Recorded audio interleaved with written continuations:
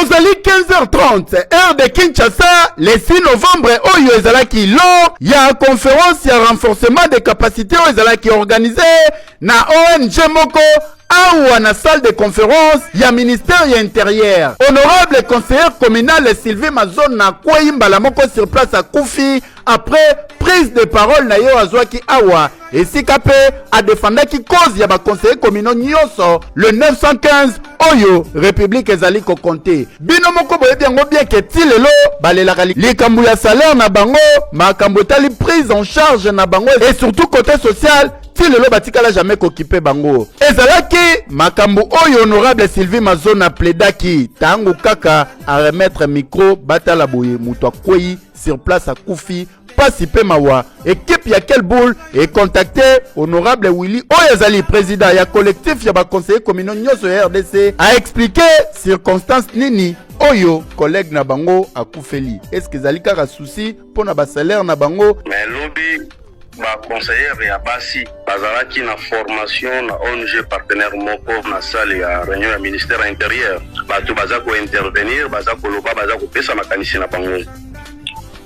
Honorable Sylvie Mazona pe a intervenaki a pesi maloba maye après maloba maye oyo to sepelaki nango makasi oyo azalaki ko défendre d'abord intérêt ya commune na ya Ngiri azalaki ko défendre travail oyo ba conseiller communaux palaki basala na respect ya ba prérogative na bango et puis a défendaki prise en charge ya ba conseiller communaux na sima ya maloba wana azongisi micro pe akwei kaka wana kokufa nyonso yango wana déjà kalate inane kokoka depuis que bazala eli pe babanda musala basala ba démarche nyonso possible bamona premier ministre mama Judith Suminwa ministre na bango ya titel oyo ezali Jacques Chabani mais ti lelo batikala ko trouver gain de cause ti lelo élection ya ba bourgmestre na ya ba conseiller urbain et salemate oyo ezali ba droit civique na bango reconnu pona ba conseiller communaux mais ti lelo on dirait eloko ba voter la bango batikala ko yeba te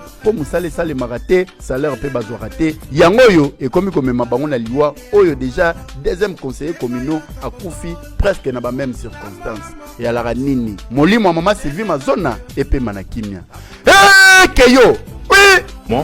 Et plus particulièrement tous les habitants de Ngaba qui ne connaissent pas le nom de leur bourgmestre. Ils ne connaissent pas le nom de bourgmestre. Je vous dis, c'est étonnant, vous allez sourire, mais c'est étonnant. Oui. Hier, j'ai mon petit neveu, on leur avait donné un devoir à l'école. Oui. Et pour ce devoir, il devait donner le nom du bourgmestre, le nom du quartier, commune, tout ça. Oui. Et ça fait que j'étais allé rendre visite à mon cousin qui est à Ngaba. Ouais. L'enfant m'a amené le devoir. Voilà. Alors, je suis allé, comme moi je ne connaissais pas le nom du bourgmestre de Ngaba. Vous aussi, vous ne connaissez pas. Je ne connais pas. Je suis allé au bureau du quartier, qui est non loin. Oui. Arrivé au bureau du quartier, je n'ai pas trouvé le chef du quartier. Mais il y avait son équipe qui était là. J'ai demandé le nom du bourgmestre. Oui. Ils ne savent pas, ils ne connaissent pas. Au bureau du quartier, je vous assure, au bureau du quartier. J'ai demandé le nom du bourgmestre, ils ne savent pas. J'étais étonné, je crois que c'était une blague. Non, ils étaient sérieux. Ils ne connaissent pas au bureau du quartier.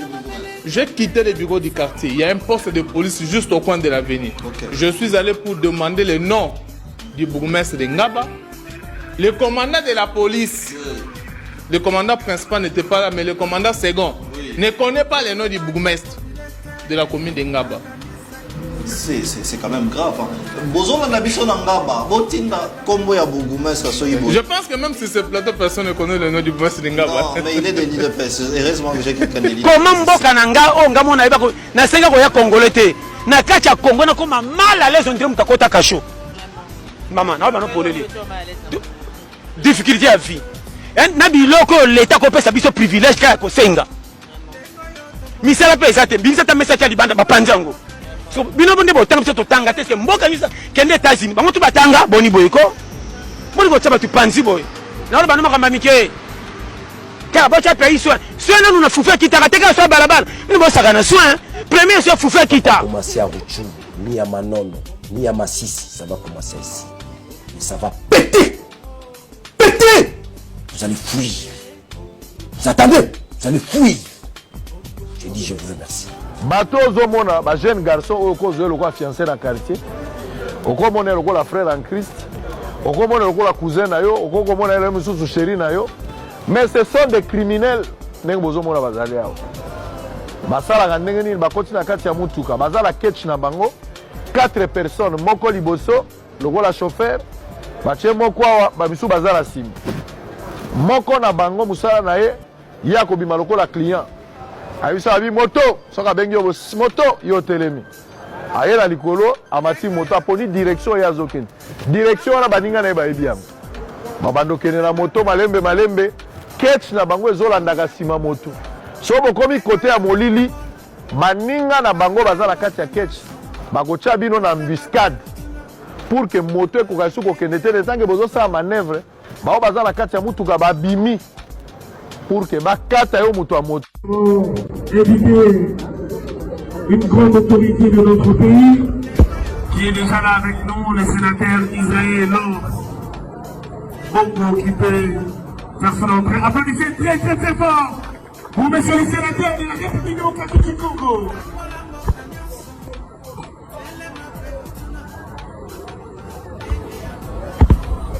Yes, okay.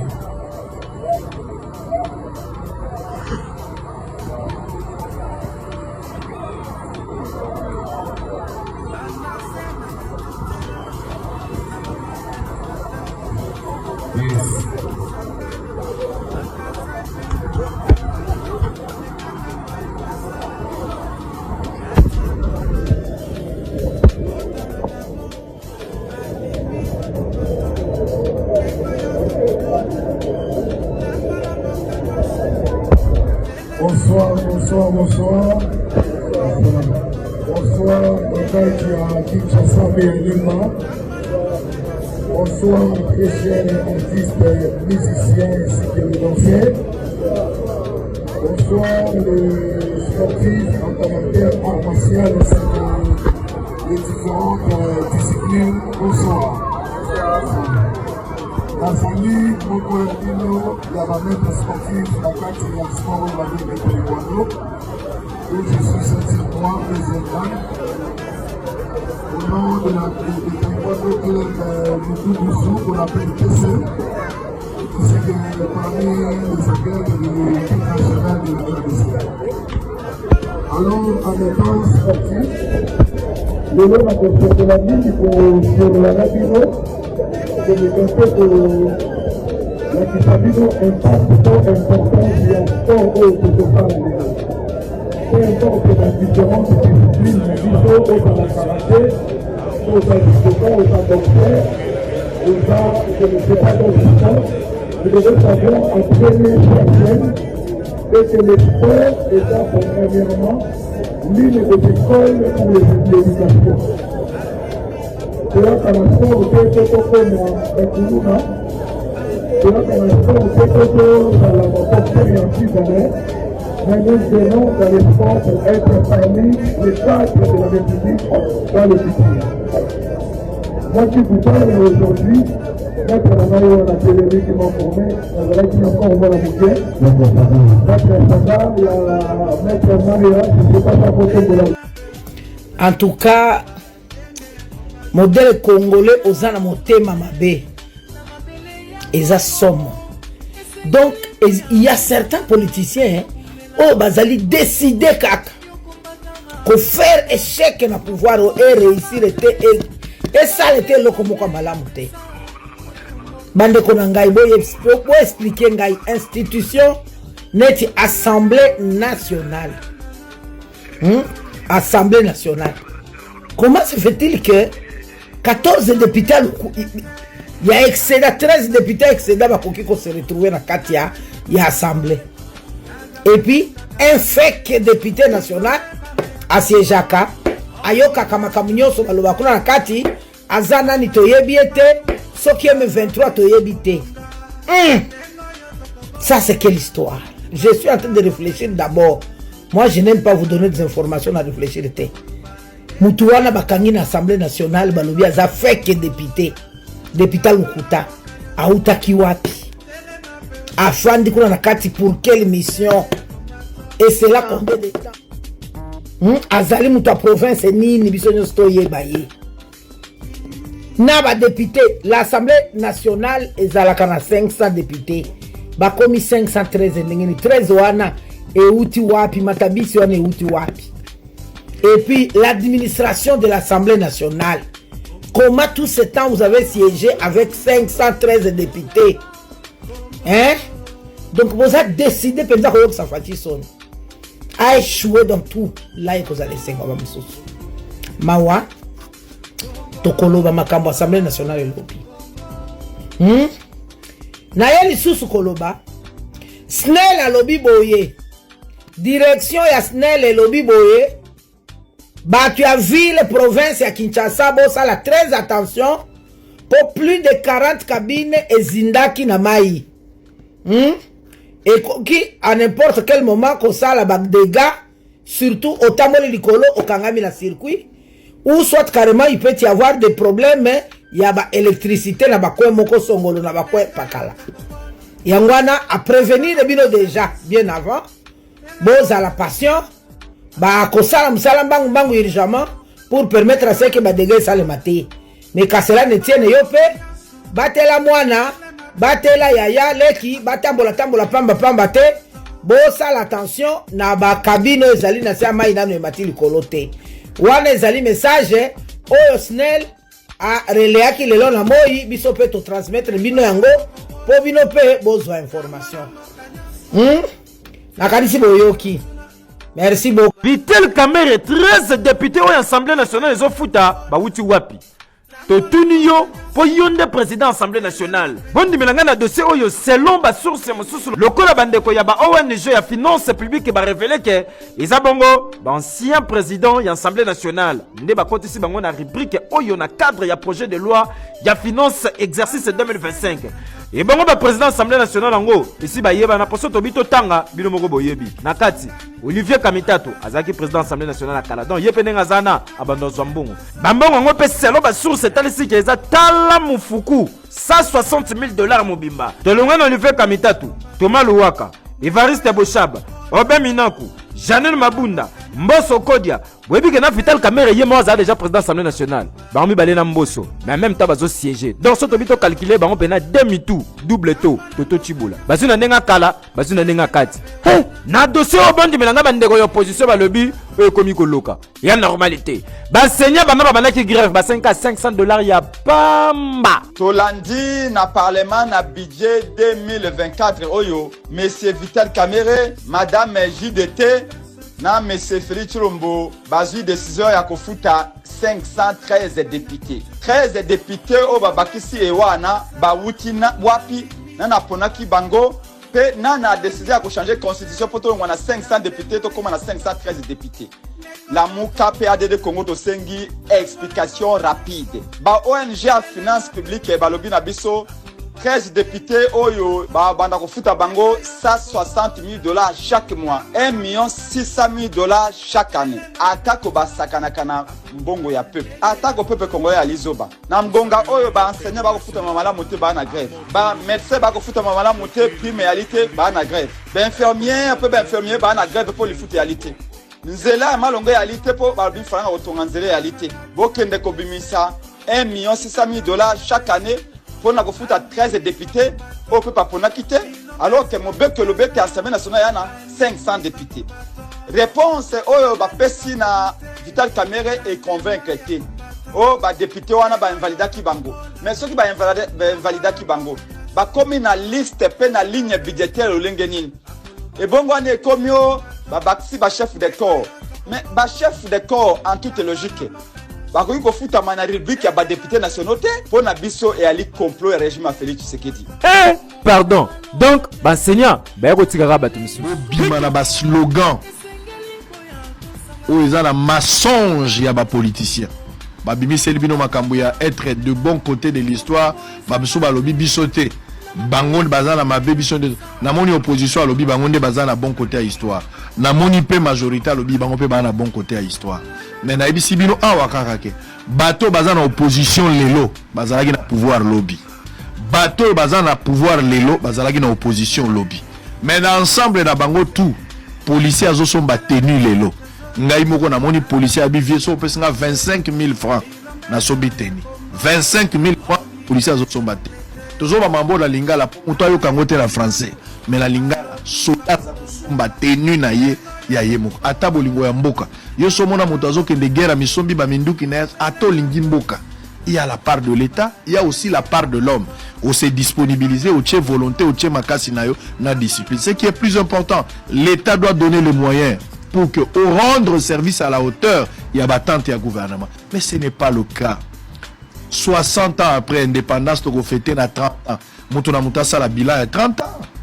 Il y a plus de 63 ans. Les 30 juin, faisons un bilan. Où en sommes-nous avec le pays? À quand la fin de cette mélodie? Bateau nyonso baza na pouvoir bakosala nyonso pour chanter à la gloire du maître. Bon baza na opposition bako attaquer. Toyebi déjà le son est agréable à l'oreille. Les autres chantent, les autres critiquent. Attendez quand nous on va venir, nous aussi on va chanter, vous à votre tour vous allez critiquer. C'est la même chose. Les ennemis d'hier aujourd'hui sont devenus amis. L'opposition hier, on ne pouvait pas s'imaginer l'opposition être aux côtés. Il y a pouvoir. Bateau nyonso ba critiquer qui Kabila lobby à un certain moment ils sont ensemble. Aujourd'hui, vous voyez, Batonionso, Babane Komona Tshisekedi n'avait aucune vision. Même Bato Batakla qui Tshisekedi n'a pas moindre détail. Ils sont ensemble aujourd'hui. Mais Batonionso, Bamona qui paie qu'il fallait chanter pour Kabila. Aujourd'hui, ils l'ont quitté, Bazar dans l'opposition. Mais Bato Pe Bamona qui Kabila était les diables. Ils sont avec ce genre-là. Rien ne change, rien ne se crée. Tout se transforme. Ça, c'est la loi de Lavoisier. Toujours Balokagab. Jésus avait promis un jour, avant l'enlèvement, parmi les signes, les morts en Christ vont revenir à la vie. Quand les morts en Christ reviendront à la vie, il n'y aura pas un changement. Aucun mort en Christ sera surpris de voir waouh, il y a des autoroutes. Ils vont trouver seulement comme ça. Mais vous travaillez pourquoi? Pourquoi vous êtes chef? Pourquoi vous êtes responsable d'une entreprise? C'est pour amener du changement. Amener une bonne politique, une bonne dose de changement. Mais c'est la même chose. Masangu, 60 ans, 63 ans après. Bazolukan Kona Libanda, Masangu, na terre arable. Oh Dieu. République démocratique du Congo, train de vie des institutions. Selon plusieurs informations, le président de l'Assemblée nationale Vital Kamerhe serait payé 500 000 $ le mois dans son adjoint, premier point vice, président 300 000 $ et 200 000 $. Pour chaque membre du bureau, dans un pays où l'impaiement est généralisé dans point l'administration publique, la rémunération de certaines points autorités est un sujet tabou.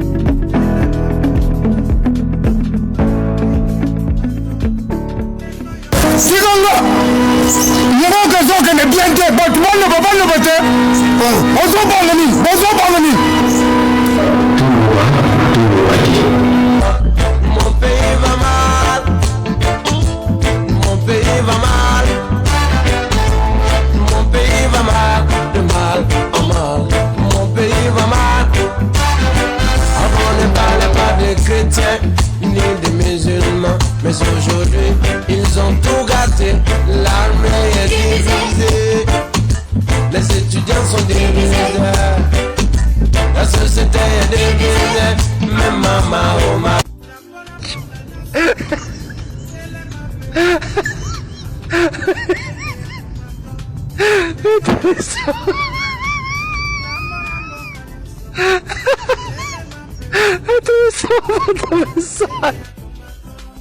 Nous saluons notre héros national, Armand.